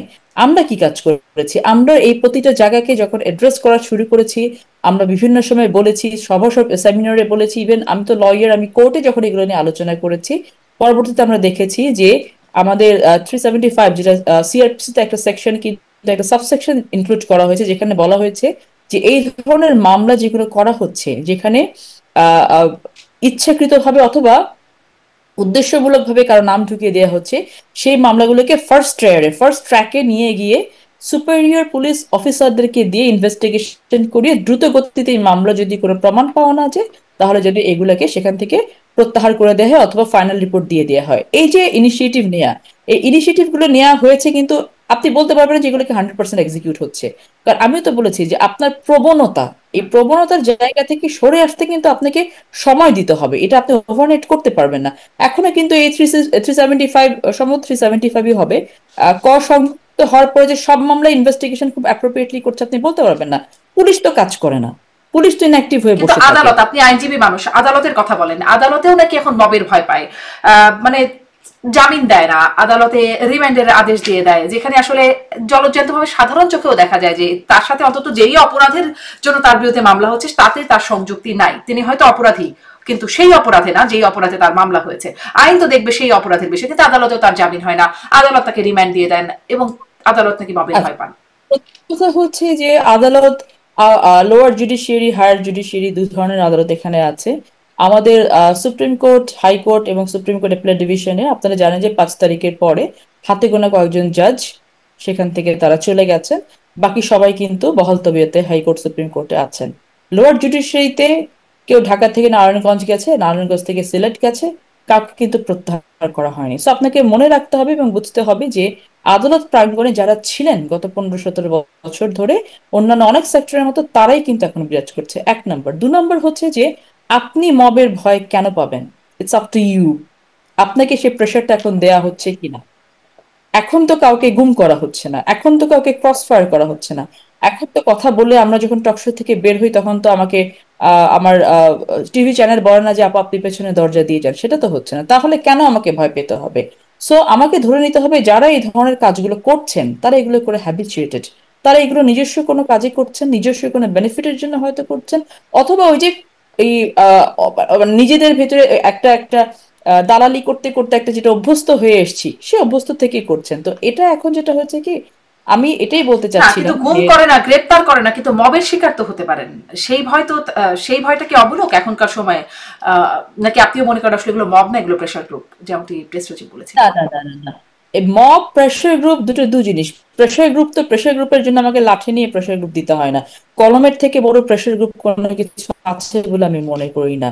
আমরা যে কথাটা খুব ঠান্ডা মাথায় দুটো চারটা কথা বলতে পারি, এই কথাটা যদি জাস্ট কথা হয়, সঠিক কথা হয়, এটার থেকে বেশি প্রেশার কোনো কিছু হতে পারে না। সো যেটা মব ক্রিয়েট হয়েছে বাংলাদেশ, সেটাকে আমি প্রেশার গ্রুপ কোনোভাবেই বলবো না। আবার একটা শব্দ ইউজ করা হয় মব জাস্টিস, যেটাতে আমার প্রচন্ড আপত্তি, কারণ মবের সাথে জাস্টিসের কোনো সম্পর্ক নেই। সো এই জিনিসগুলোকে এটা এটা হয়েছে কি যে ওই যে আমি কিছুক্ষণ আগে বলছিলাম যে আমাদের তো ইনডেফিনিট পিরিয়ড অফ টাইম নেই ইন্টারিম গভর্নমেন্টের। আমাদের উচিত ছিল পিক অ্যান্ড চুজ করবো আমরা কিছু কিছু বিষয় যেগুলো এই মুহূর্তে আমার প্রয়োজন। তো বর্তমান গভর্নমেন্ট অনেকগুলো জিনিস অ্যাড্রেস করতে গিয়ে মেইন জিনিসগুলো অ্যাড্রেস করতে পারেনি। সো এই যে মব তৈরি হচ্ছে, দুটো হতে পারে, ইদার মব তৈরি করা হচ্ছে অথবা তৈরি হচ্ছে কন্ট্রোল করা যাচ্ছে না, দুটোই কিন্তু গভর্নমেন্টের ফেলিয়ার হিসেবে দেখা হবে। সো গভর্নমেন্টের কি উচিত ছিল, যে পুলিশ বাহিনী, যে ল এনফোর্সমেন্ট এজেন্সি বা যাদের বিরুদ্ধে যা অভিযোগ আছে যে তারা সরকারের তল্পিবাহক হয়ে, সরকারের আজ্ঞা বহন করে, আদিষ্ট হয়ে গুলি চালিয়েছে আমাদের সন্তানদের বুকের উপরে, এই ল এনফোর্সমেন্ট এজেন্সি তো আপনি তো উড়িয়ে দিতে পারবেন না, গুড়িয়েও দিতে পারবেন না, এবলিশও করতে পারবেন না। তাহলে কি করা উচিত ছিল, তাদেরকে আমার আস্থার জায়গায় নিয়ে আসতে হবে, জনগণের বন্ধু হিসেবে বা জনগণের সাথে কাজ করছে সেরকম জায়গায় নিয়ে আসতে হবে। তাহলে আমি তাদের এই সেক্টরটাকে নিয়ে স্পেসিফিক্যালি কাজ করি। আমরা কি দেখলাম যে এই জায়গাটাতে কিন্তু জিরো। সো ওই জায়গাটাতে যদি আমরা কাজটা ঠিক মতো করতে পারতাম, আপনার এই মব এরকম করে ক্রিয়েট কেউ করতে পারতো না, আর নিজের মতো করে আবার মবটাকে কন্ট্রোল করা থেকেও বিরত থাকতে পারতো না।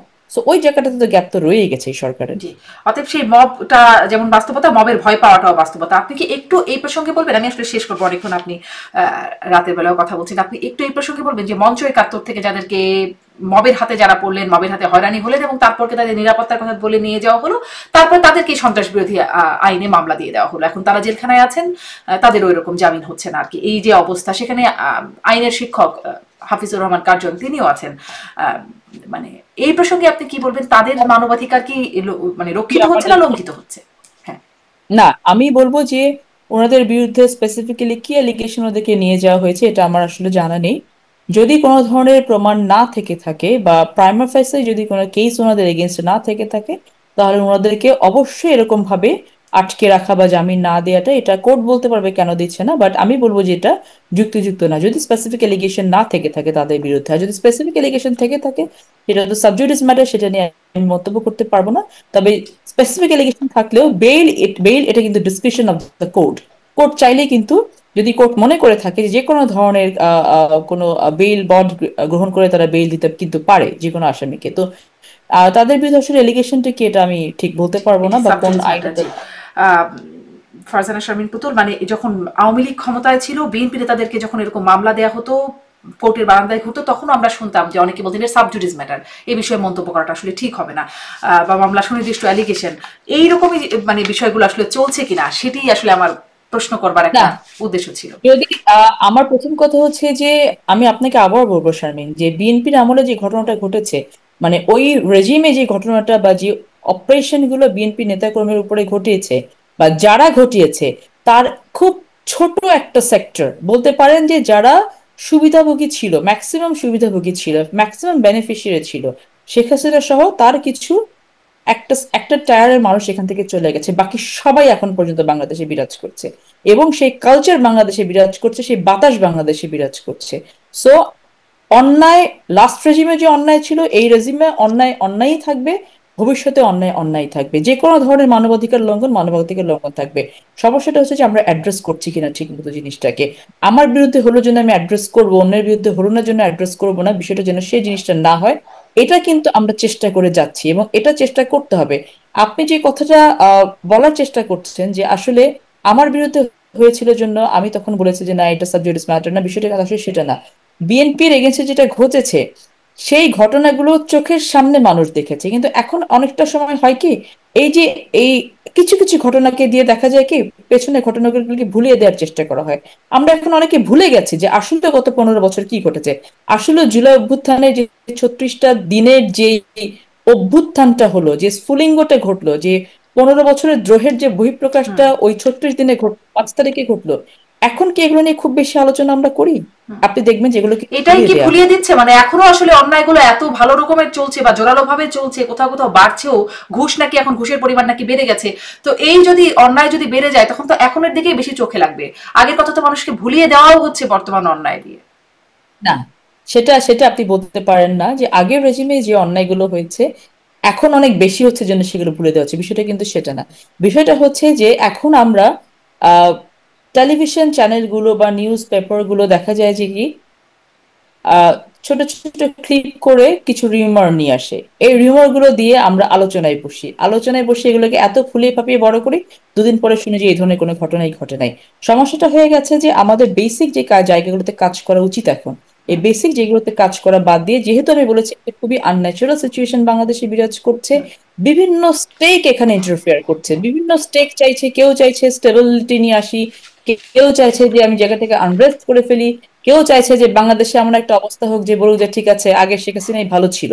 তো এই সামগ্রিকভাবে আসলে কোন দিকে বাংলাদেশে যাবে এটা ডিসাইড করতে হবে যারা এখন সরকার ক্ষমতায় বসে আছেন, বিকজ তারা এখন ক্ষমতা প্রাপ্ত এবং তারা দেশের অভিভাবক হিসেবে বসে আছেন, এবং আমরা যারা বাকি স্টেক হোল্ডার্সরা আছি, জুলাই অভ্যুত্থানে আমরা নিজেরা আমাদের রক্ত দিয়ে, সন্তানদের রক্ত দিয়েছে, আমাদেরকে যে কাজটা করতে হবে যে জনগণকে জনগণের অধিকারটা ফিরিয়ে দেওয়ার জন্য 100% চেষ্টা করতে হবে, যেটা নিশ্চয়ই, কেবল সেটাই আমাদের প্রত্যাশা। আপনি বলছেন অনেক রিউমারকে ফুলিয়ে ফাঁপিয়ে আসলে কথা বলা হয়, হ্যাঁ তা তো হয়, কিন্তু অন্তত আজকের আলোচনায় আমরা যা যা কথা বললাম, এখানে আসলে কোনো রিউমার সম্ভবত ছিল না, আপনিও সেরকমটা বলেন নাই। সেই প্রশ্নগুলোর মাধ্যমেই আসলে জানবার চেষ্টা করছিলাম যে অন্যায় আসলে না না